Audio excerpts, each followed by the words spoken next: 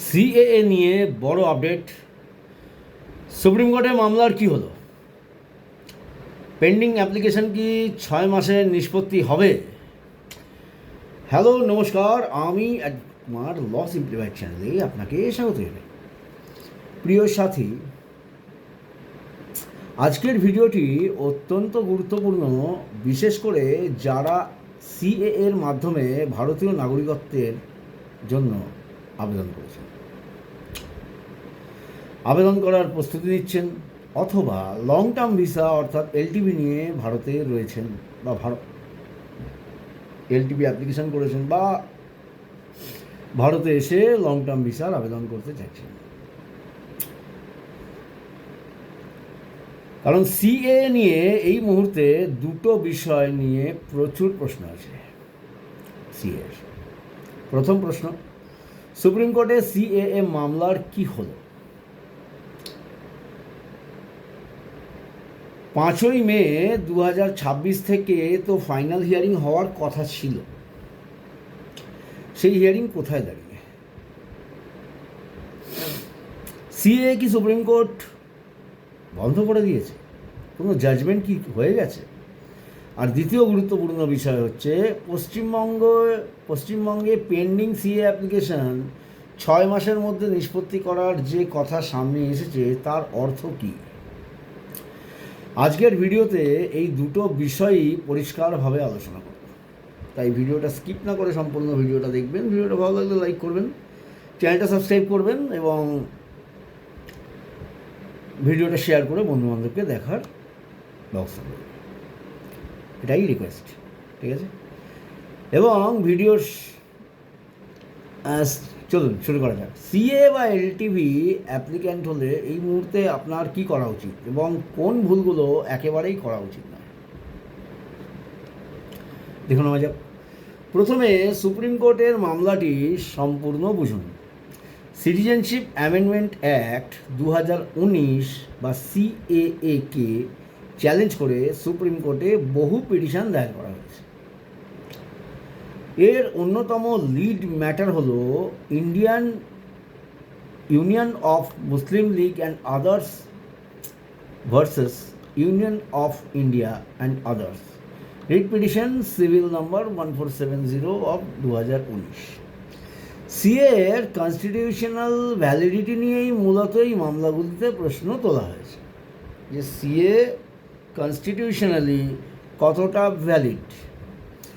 Supreme কোর্টে কোনো আইন চ্যালেঞ্জ করা হয়েছে মানে সেই আইন বাতিল হয়ে গেছে, এই সম্পূর্ণ এটা ভুল ধারণা।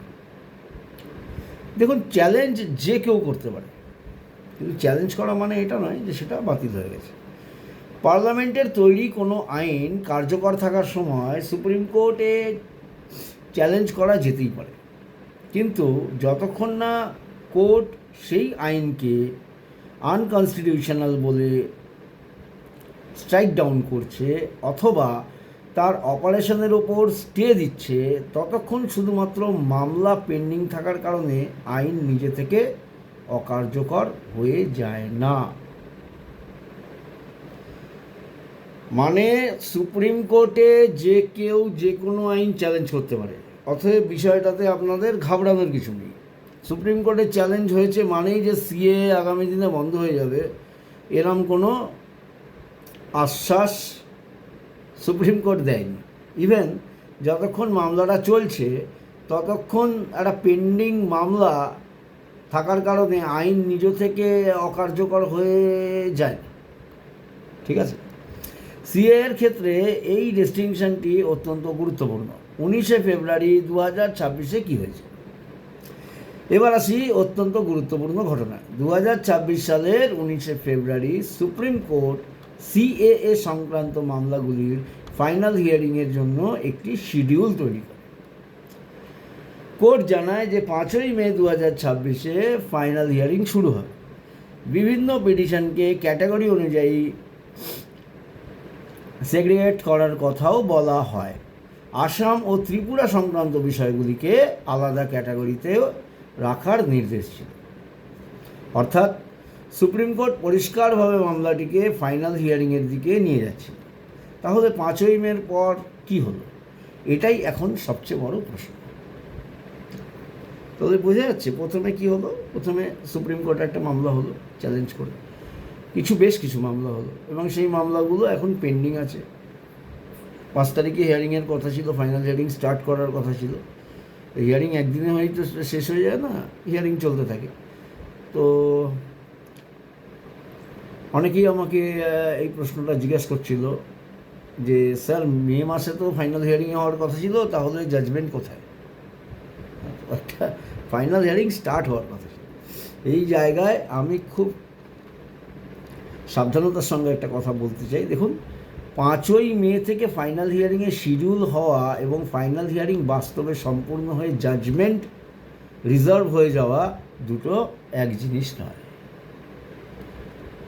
আমি সুপ্রিম কোর্টের অ্যাভেলেবেল রেকর্ডস এবং সাবসিকুয়েন্ট ডেভেলপমেন্টস পরীক্ষা করে দেখেছি। 19শে ফেব্রুয়ারি শিডিউল ডাইরেকশনের পরে 20শে মার্চ 2026 আরও একটি রেকর্ডও প্রসিডিং রয়েছে, কিন্তু এই ভিডিও রেকর্ড করা পর্যন্ত কোনো subsequent official supreme court order আমি ভেরিফাই করতে পারিনি, যার ভিত্তিতে নিশ্চিতভাবে বলা যায় সিএএ মামলার সমস্ত ফাইনাল আর্গুমেন্ট শেষ হয়েছে এবং সুপ্রিম কোর্ট জাজমেন্ট রিজার্ভ করেছে। তাই সোশ্যাল মিডিয়াতে কেউ যদি বলে সিএএ মামলার শুনানি শেষ হয়ে গেছে অথবা জাজমেন্ট রিজার্ভ হয়ে গেছে, তাহলে অফিসিয়াল রেকর্ড না দেখে সেই বক্তব্য বিশ্বাস করবেন। আইনি বিষয়ে একটা শব্দের ভুলও পুরো অর্থ পরিবর্তন করে দিতে পারে। সুপ্রিম কোর্ট কি সিএএ বাতিল করেছে? উত্তর না, করেন। তাই ভিডিও তৈরি করার সময় আমি এমন কোনো ফাইনাল সুপ্রিম কোর্ট জাজমেন্ট পাইনি যেখানে সিটিজেনশিপ অ্যামেন্ডমেন্ট অ্যাক্ট 2019কে আনকনস্টিটিউশনাল ঘোষণা করে বাতিল করা হয়েছে। অতএব সিএএ এখনও একটি কার্যকর আইন। অতএব যত দ্রুত সম্ভব আপনি অ্যাপ্লিকেশনটা করে ফেলুন। শুধুমাত্র সুপ্রিম কোর্টে কনস্টিটিউশনাল চ্যালেঞ্জ পেন্ডিং রয়েছে বলে সিএ অ্যাপ্লিকেশন করা যাবে না এমন ধারণা কিন্তু সঠিক নয়। সুপ্রিম কোর্টের মূল বিতর্ক কী? এখন খুব সহজ ভাষায় কনস্টিটিউশনাল কন্ট্রোভার্সিটা বুঝুন। সিএএ মূলত আফগানিস্তান, বাংলাদেশ এবং পাকিস্তান থেকে আসা নির্দিষ্ট 6টি রিলিজিয়াস কমিউনিটি, হিন্দু, শিখ, বৌদ্ধ, জৈন, পার্সি, খ্রিস্টান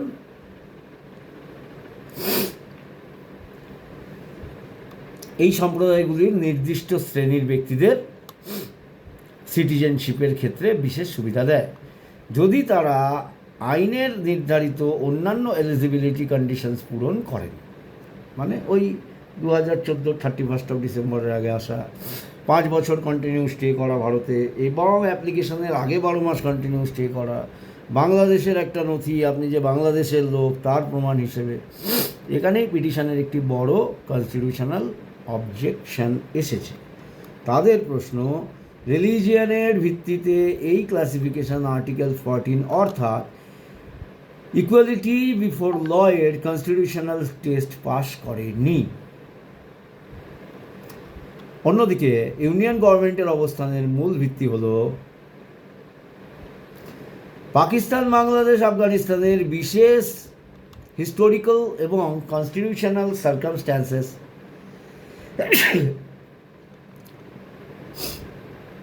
এবং যেখানে রিলিজিয়াস মাইনরিটিসের অবস্থাকে বিবেচনা করেই পার্লামেন্ট এই বিশেষ ক্লাসিফিকেশন তৈরি করেছে। ঠান্ডা লেগে গেছে।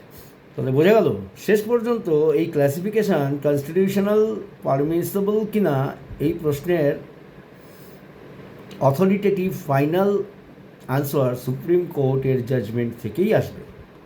তাই এখন থেকেই কেউ যদি বলেন সুপ্রিম কোর্ট সিএকে কনস্টিটিউশনাল বলে দিয়েছে অথবা সুপ্রিম কোর্ট সিএ বাতিল করে দিয়েছে, দুটোই কোনোটি বর্তমানে অবস্থার সঠিক বর্ণনা নয়। এবং পশ্চিমবঙ্গের গুরুত্বপূর্ণ আপডেট, এবার আসি দ্বিতীয় বড় খবরে। সম্প্রতি পশ্চিমবঙ্গে পেন্ডিং সিএ অ্যাপ্লিকেশন নিয়ে একটি গুরুত্বপূর্ণ রাজনৈতিক ঘোষণা সামনে এসেছে। মুখ্যমন্ত্রী শ্রী শুভেন্দু অধিকারী বলেছেন যে রাজ্যের পেন্ডিং সিএ অ্যাপ্লিকেশন আগামী 6 মাসের মধ্যে নিষ্পত্তি করার লক্ষ্য রয়েছে এবং সিএ এর অধীনে সিটিজেনশিপ সার্টিফিকেট দেওয়ার প্রক্রিয়াও চলছে। এটি অবশ্যই সিএ অ্যাপ্লিকেন্টসদের জন্য গুরুত্বপূর্ণ একটা ডেভেলপমেন্ট।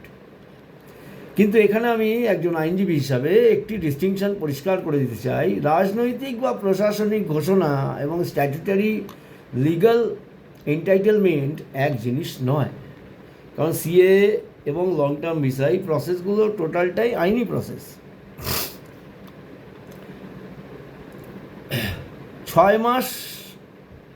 6 মাসে সমস্ত পেন্ডিং অ্যাপ্লিকেশন নিষ্পত্তি করা হবে, এই বক্তব্যকে এমনভাবে ব্যাখ্যা করবেন না যে প্রত্যেক অ্যাপ্লিক্যান্ট আইনগতভাবে 6 মাসের মধ্যে সিটিজেনশিপ সার্টিফিকেট পাওয়ার গ্যারেন্টি পেয়ে গেছে। কারণ প্রত্যেক অ্যাপ্লিকেশনের ডকুমেন্ট, এলিজিবিলিটি ভেরিফিকেশান এবং ইন্ডিভিজুয়াল সার্কামস্ট্যান্সেস আলাদা আলাদা হয়। অ্যাপ্লিকেশন ডিসপোজ হওয়া এবং অ্যাপ্লিকেশন অ্যাপ্রুভ হওয়াও এক বিষয় নয়। পেন্ডিং অ্যাপ্লিকেশনদের এখন কি করা উচিত, এটাই আজকের ভিডিওর সবচেয়ে প্র্যাকটিক্যাল অংশ। যাদের অ্যাপ্লিকেশন পেন্ডিং তারা কী করবেন? আপনার সিএ অ্যাপ্লিকেশন যদি পেন্ডিং থাকে, প্যানিক করবেন না। আবার এটাও ভাববেন না সরকার 6 মাসের কথা বলেছে তাই আমার আর কিছু করার নেই, বরং নিজের ফাইলটা আবার অডিট করুন। আপনার নাম, বাবার নাম, মায়ের নাম, জন্ম তারিখ, বাংলাদেশের অ্যাড্রেস, ভারতে প্রবেশের সময়, ভারতের প্রথম রেসিডেন্সের এভিডেন্স, পাসপোর্ট বা পুরনো identity document, affidavit, local reference এবং অন্যান্য সাপোর্টিং ডকুমেন্ট, সব জায়গায় তথ্য কনসিস্টেন্ট আছে কিনা পরীক্ষা করুন। সবচেয়ে বড় সমস্যা ডকুমেন্ট মিসম্যাচ। কীরকম? সিএ এবং এলটিভি দুই ধরনের অ্যাপ্লিকেশন, আমি একটা কমন সমস্যা বারবার দেখতে পাচ্ছি। এক ডকুমেন্টে এক স্পেলিং, অন্য ডকুমেন্টে আরেক স্পেলিং। নামের স্পেলিংয়ে গড়বড়, কোথাও সারনেম আছে কোথাও নেই, কোথাও সারনেমও চেঞ্জ হয়ে গেছে, কোথাও ডেট অফ বার্থ চেঞ্জ হয়ে গেছে, কোথাও ফাদার্স নেম এমনভাবে লেখা আছে, অন্য ডকুমেন্টে অন্যভাবে লেখা আছে। Address mismatch, date of birth mismatch, entry date নিয়ে কন্ট্রাডিকশন, এই ছোট ছোট ডিসক্রিপেন্সি পরবর্তীতে ক্ল্যারিফিকেশান বা ভেরিফিকেশানের সময় বড় সমস্যা তৈরি করতে পারে। তাই এখনই ডকুমেন্ট রিভিউ করুন, কোনো অবস্থাতেই জাল ডকুমেন্ট দেবেন না। এখানে খুব গুরুত্বপূর্ণ সতর্কতা, সিএএ পাওয়ার তাড়াহুড়োতে fake document, fabricated affidavit, false declarations, জাল সিগনেচার অথবা বানানো এভিডেন্স ব্যবহার করবেন না। আমার কাছে এরকম বেশ কিছু রিপোর্ট এসছে যে ডিএলসি থেকেই নাকি লোকজন বলছে বানিয়ে দিন, নাকি দেখতে যাচ্ছে। এরকমও রিপোর্ট এসছে বেশ কিছু লোক সিএ সার্টিফিকেট পেয়ে গেছে অথচ তাদের কোনো ডকুমেন্টই ছিল না, তারা রিসেন্ট বাংলাদেশ থেকে আসে এবং জালি করে সমস্ত ডকুমেন্ট বানিয়ে অ্যাপ্লাই করে এবং তারা সার্টিফিকেটও নাকি পেয়ে গেছে। তো আমি প্রসিডিং টিমকে বলবো, বিশেষ করে প্রশাসনকে, যে যদি সিএটা লোকে জালিয়াতি করেই ডকুমেন্ট বানিয়ে অ্যাপ্লিকেশনস করে পেয়ে যায়, তাহলে কি লাভ এইসব সিস্টেম চালানোর, মানুষগুলোকে হ্যারাসমেন্ট করা?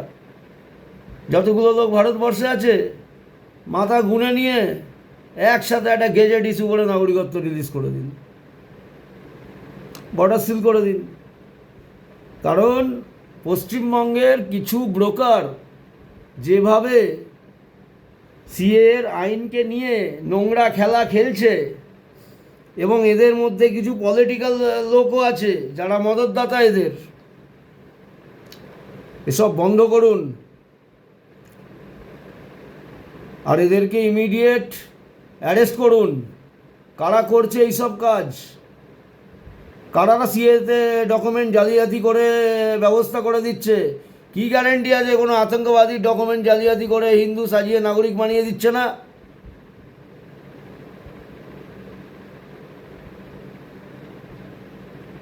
অতএব স্ট্রিক্টলি অ্যাকশন নিন, ডকুমেন্ট জালিয়াতদের অনতিবিলম্বে অ্যারেস্ট করুন। একটা দুর্বল জিনিয়াস কেসকে সাপোর্টিং এভিডেন্স দিয়ে এক্সপ্লেন করা যায়, কিন্তু ফ্যাব্রিকেটেড ডকুমেন্ট ধরা পড়লে সিটিজেনশিপ অ্যাপ্লিকেশনের সমস্যা ছাড়াও আলাদা লিগ্যাল কনসিকুয়েন্স তৈরি হতে পারে। তাই ডকুমেন্ট না থাকলে আইনসম্মত অল্টারনেটিভ এভিডেন্স বা এক্সপ্লানেশনের পথ খুঁজুন। ডকুমেন্ট তৈরি করবেন না, ডকুমেন্ট এক্সপ্লেন করুন, এই ডিফারেন্সটা মনে রাখবেন। ডকুমেন্ট বানাতে যাবেন না, না থাকলে এক্সপ্লেনেশন দিন, তাতে হলে হবে, না হলে না হবে। অনেক রাস্তা আছে, জালিয়াতি করার কোনো প্রয়োজন পড়ে না। বিশেষ করে নাগরিকত্ব পাওয়ার রুটে তো জালিয়াতি একদমই এন্টারটেন নয়। আজকে বেরিয়ে গেছেন, ধরা পড়বেন, 100% ধরা পড়বেন, এনআরসি হলেই ধরা পড়বেন। এবং তখন যখন দেখবে যে আপনি জালিয়াতি করে সিএস সার্টিফিকেট নিয়েছেন, আপনার কোনো কথা শুনবে না, জাস্ট এখানে জেল খাটাবে, রিপোর্ট করে দেবে। ছেলে খেলা হচ্ছে নাকি নাগরিকত্ব নিয়ে? সিএ আর এলটিভি এক জিনিস নয়। আরেকটা কনফিউশন পরিষ্কার করি, সিএ এবং এলটিভি এক করে দেখবেন না। সিএ সিটিজেনশিপের বিষয়, সিএ ডাইরেক্ট নাগরিকত্ব দিচ্ছে আপনাকে। অন্যদিকে লং টার্ম ভিসা বা এলটিভি ইমিগ্রেশন ভিসা স্টেটাসের বিষয়। একজন ব্যক্তি এলটিভি অ্যাপ্লিকেশন পেন্ডিং থাকতে পারে, অন্য একজন সিএ সিটিজেনশিপ অ্যাপ্লিকেশন করতে পারে। কোন রুট আপনার ক্ষেত্রে অ্যাপ্লিকেবল হবে তা নির্ভর করবে আপনার ন্যাশনালিটি, রিলিজিয়ান, ইন্ডিয়াতে এন্ট্রি ডেট অফ এন্ট্রি বিশেষ করে, আর ভিসা স্ট্যাটাস এবং অন্যান্য ফ্যাক্টসের উপর।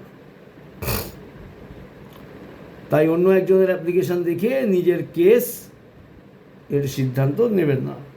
Individual applications, individual case study, individuals matters.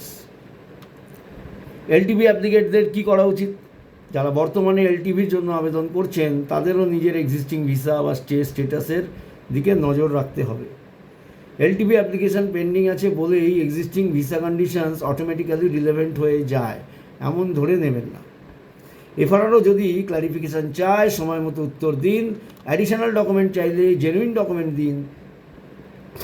জুরিসডিকশনের সমস্যা থাকলে সেটা ঠিক করুন। অ্যাড্রেস চেঞ্জ হলে প্রয়োজন অনুযায়ী অথরিটিকে জানান। আর অ্যাপ্লিকেশান রিজেক্ট হলে রিজেকশনের কারণ না বুঝে একই ডকুমেন্ট নিয়ে বারবার অ্যাপ্লিকেশান করার আগে সমস্যাটা আইডেন্টিফাই করুন। প্রয়োজন অনুযায়ী রিপ্রেজেন্টেশন, ক্লারিফিকেশান এবং আরটিআইয়ের মতো লফুল রেমেডি বিবেচনা করা যেতে পারে। এখন সবচেয়ে বড় প্রশ্ন হচ্ছে, সুপ্রিম কোর্ট ভবিষ্যতে সিএ কি বাতিল করে দিতে পারে? দেখুন, আইনগতভাবে সুপ্রিম কোর্টের সামনে কনস্টিটিউশনাল চ্যালেঞ্জ থাকলে কোর্ট বিভিন্ন ধরনের সিদ্ধান্ত দিতে পারে। কোর্ট অ্যাক্টকে আপহোল্ড করতে পারে, কোনো প্রভিশন নিয়ে ইন্টারপ্রিটেশন দিতে পারে, কোনো অংশ নিয়ে কনস্টিটিউশনাল অবজেকশন গ্রহণ করতে পারে, অথবা অন্য অ্যাপ্রোপ্রিয়েট কনস্টিটিউশনাল রিলিফ দিতে পারে। কিন্তু জাজমেন্ট হওয়ার আগে কোর্ট কী করবে তা নিশ্চিতভাবে বলা যায় না। তাই ইউটিউব বা ফেসবুকের প্রেডিকশনকে সুপ্রিম কোর্টের জাজমেন্ট মনে করবেন না। জাজমেন্ট আসুক, তারপর জাজমেন্টের অ্যাকচুয়াল টেক্সট পড়ে সিদ্ধান্ত নিন। তাহলে সিএ অ্যাপ্লিক্যান্ট এখন অ্যাপ্লিকেশন করবে কি না? আপনি যদি আইন অনুযায়ী এলিজিবল হন, শুধুমাত্র সুপ্রিম কোর্টে মামলা পেন্ডিং রয়েছে বলে আতঙ্কিত হয়ে বসে থাকবার কোনো প্রয়োজন নেই। আপনার কাছে সিএ অ্যাপ্লিকেশন করা ছাড়া অন্য কোনো রুট নেই। একটাই রাস্তা ভারতবর্ষে পার্মানেন্ট থাকবার। তবে অ্যাপ্লিকেশন করার আগে এলিজিবিলিটি এবং ডকুমেন্টেশন ভালোভাবে পরীক্ষা করা জরুরি, কারণ সিটিজেনশিপ একটি অত্যন্ত গুরুত্বপূর্ণ লিগ্যাল স্টেটাস। এখানে ভুল তথ্য দিয়ে অ্যাপ্লিকেশন করা ঠিক নয়। আজকের আপডেট 1 মিনিটে আপডেট শুনুন। 1 নম্বর, সিএর কনস্টিটিউশনাল ভ্যালিডিটি নিয়ে সুপ্রিম কোর্টে মামলা হয়েছে। 2 নম্বর, 19 ফেব্রুয়ারি 2026 সুপ্রিম কোর্ট 5 মে 2026 ফাইনাল হিয়ারিংয়ের শিডিউল করেছিল। 3 নম্বর, এই মুহূর্তে অ্যাভেলেবেল অফিসিয়াল রেকর্ডের ভিত্তিতে আমি নিশ্চিতভাবে বলতে পারছি না যে সমস্ত ফাইনাল আর্গুমেন্ট শেষ হয়েছে, জাজমেন্ট রিজার্ভ হয়েছে। তাই এই বিষয়ে সোশ্যাল মিডিয়ায় স্পেকুলেশন থেকে সাবধান থাকুন। 4 নম্বর, সুপ্রিম কোর্ট এখনও সিএ বাতিল করেছে এমন কোনো ফাইনাল জাজমেন্ট পাইনি। 5 নম্বর, সিএ ইমপ্লিমেন্টেশন এবং সিটিজেনশিপ অ্যাপ্লিকেশান প্রসেস চলমান রয়েছে এবং খুব ফাস্ট চলছে, ভালো অ্যাপ্লিকেশান হচ্ছে, প্রচুর লোক অ্যাপ্লিকেশান করছে, প্রচুর লোক সার্টিফিকেটও পাচ্ছে। 6 নম্বর, পশ্চিমবঙ্গে পেন্ডিং সিএ অ্যাপ্লিকেশান 6 মাসের মধ্যে নিষ্পত্তির লক্ষ্য নিয়ে গুরুত্বপূর্ণ ঘোষণা সামনে এসেছে, কিন্তু 6 মাসে ডিসপোজাল মানেই প্রত্যেক অ্যাপ্লিকেন্ট 6 মাসের মধ্যে সিটিজেনশিপ সার্টিফিকেট পাবেন, এটা কিন্তু বলা উচিত নয়। 7 নম্বর, সিএ এবং এলটিভি অ্যাপ্লিক্যান্টরা এখন সবচেয়ে বেশি গুরুত্ব দিন নিজেদের ডকুমেন্টের কনসিস্টেন্সি এবং জেনুইননেসের ওপর। শেষ কথা বন্ধুরা, সিএ নিয়ে আবেগ যেমন রয়েছে তেমনই রয়েছে রাজনীতি এবং প্রচুর মিস ইনফরমেশান, কিন্তু সিটিজেনশিপ এর মতো গুরুত্বপূর্ণ বিষয়ে আমাদের আবেগ বা সোশ্যাল মিডিয়া পোস্টের উপর নির্ভর করলে চলবে না। আমাদের দেখতে হবে আইন কি বলছে, রুল কি বলছে এবং সুপ্রিম কোর্টের অফিসিয়াল অর্ডার কি বলছে। সিএ মামলার সুপ্রিম কোর্ট থেকে নতুন অর্ডার, নতুন হিয়ারিং ডেট বা ফাইনাল জাজমেন্ট এলে আমি অর্ডারের অ্যাকচুয়াল টেক্সট দেখে আপনাদের সামনে বিস্তারিত ব্যাখ্যা করব। ততক্ষণ আপনাদের ধৈর্য ধরতে হবে। আর যারা সিএ বা এলটিভি অ্যাপ্লিকেশান করেছেন তাদের একটা কথাই বলবো, ভয় পাবেন না, কিন্তু অসতর্ক হবেন না। নিজের ডকুমেন্ট ঠিক রাখুন, কোনো তথ্য গোপন করবেন না, কোনো জাল ডকুমেন্ট ব্যবহার করবেন না এবং অ্যাকচুয়ালি ক্ল্যারিফিকেশান চাইলে সেটাকে গুরুত্ব দিয়ে উত্তর দিন। এফআরআরও এলটিভির ক্ষেত্রে ক্ল্যারিফিকেশান দিয়ে থাকে। ভিডিওটি গুরুত্বপূর্ণ মনে হলে সিএ এবং এলটিভি অ্যাপ্লিকেন্টদের কাছে শেয়ার করুন, চ্যানেলটি সাবস্ক্রাইব করে রাখুন, কারণ বিভিন্ন রকম আইনি টপিকের ওপর আমি এই চ্যানেলে প্রেজেন্টেশন করে থাকি, উপস্থাপনা করে থাকি। CA, LTV, FRRO, supreme court এবং গুরুত্বপূর্ণ লিগাল আপডেট, বিভিন্ন কেস হিস্ট্রি নিয়ে আমি এখানে আলোচনা করি। আমি অ্যাডভোকেট কুমার, আবার দেখা হবে পরবর্তী ভিডিওতে। ততক্ষণ ভালো থাকবেন, সুস্থ থাকবেন, সতর্ক থাকবেন। জয় হিন্দ, জয় শ্রীরাম, ভারত মাতা কি জয়, বন্দে মাতরম।